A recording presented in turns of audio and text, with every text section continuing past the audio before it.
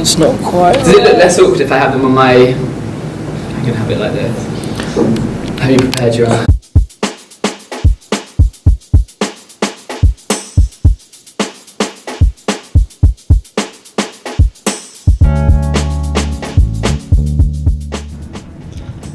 I wasn't too nervous. Obviously I'd moved up from the south to the north of England for university, so I was used to sort of living far away from home, and I'd been to France many times, so it didn't really faze me too much. I would say I was quite nervous. I'd never been so far away from home before.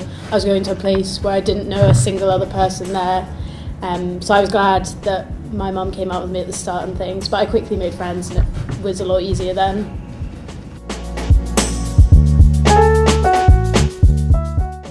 I chose to work. I did British Council language assistantship because I thought I'd studied in Newcastle for 2 years. I was going to come back for another year studying, so I wanted to do something a bit different. And I really liked the idea of working in a school environment with children, so I thought it would be the best option for me. I also worked. I did 2 internships and I decided to work because I didn't really know what I wanted to do after university, and I thought even if it doesn't help me know exactly what I want to do, it might help me sort of rule out some other options, and I also wanted a break from studying as well.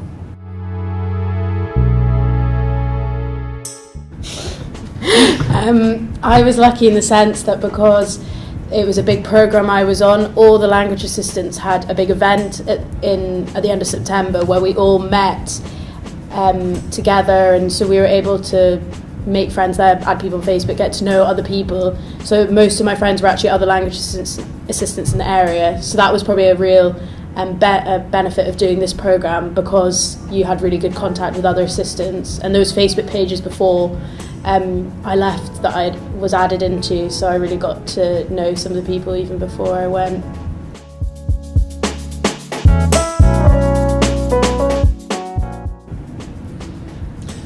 The one thing that I didn't do, which I think I really wish I had done, is write a diary. I wish I'd taken a diary and wrote down some of the things that happened at school each day and things, because so many things happened and then you just forget quite quickly after. So I think a diary.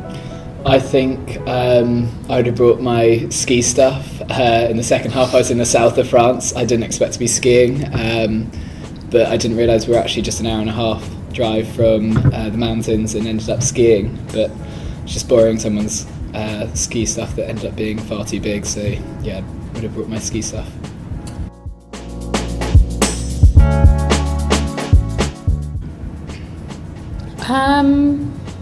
Is there anything I regret doing? Don't think so. I'd say it's not a full-on regret, but in the second internship I had a shared apartment so that I would be living with French people, and I think just because of the type of apartment it was, we didn't really hang out very much, and it only really was an inconvenience sharing with these people because we didn't socialise, I didn't speak to them much in French. It would have just been much easier to have my own apartment. My one regret, I've thought of it, is that I wish I'd been in France when France won the Football World Cup.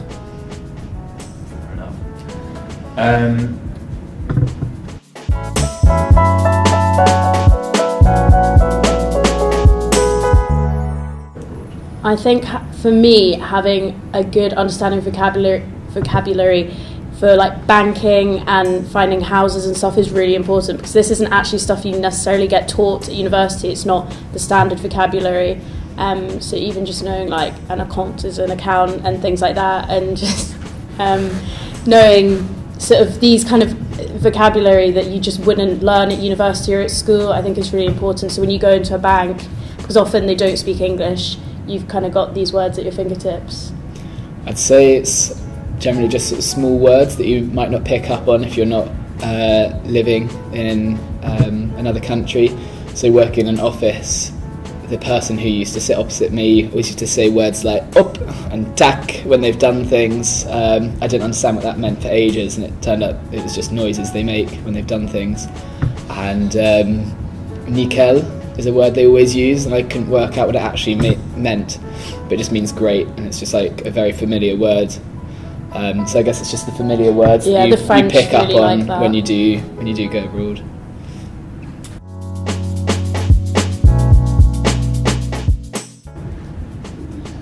I was quite lucky insofar as my year abroad finished quite late. I came back in the end of August. I then was home for a couple of weeks and was away for another week and was straight back to uni, so I didn't really feel like I'd settled back home. So coming to Newcastle was just like another part of the year abroad journey, I guess. And I was surrounded by my friends and stuff. I was living with people I knew, so it wasn't too strange sort of coming back. Yeah, I would say I was actually quite apprehensive to come back because I thought I'd been away, I'd been working and I'd worked over the summer and things, and thought going back to a student lifestyle I really wouldn't enjoy it, but it was actually completely opposite. I've had a really great year, so I think I learned to make the most of things this year. In first and second year I didn't really go to uni, just went out all the time, whereas this year I've got to know other people and I'm actually enjoying my degree a lot more, and yeah, I just think I've taken a lot more from this year than any other year, probably because I've grown up and just more mature. And that's so sweet.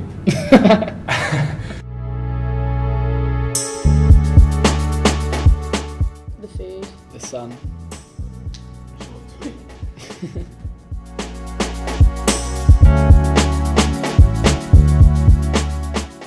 I'd say yes to every possible opportunity. Yeah. I kind of set myself that challenge at the start of my year abroad, and I think it really did help me enjoy it a lot more.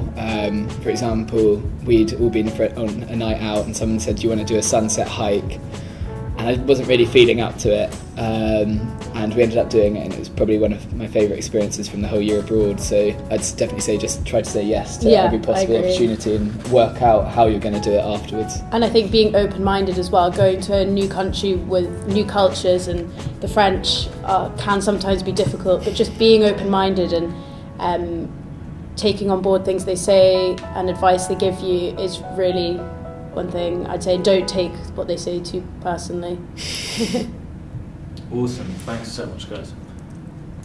That was really good.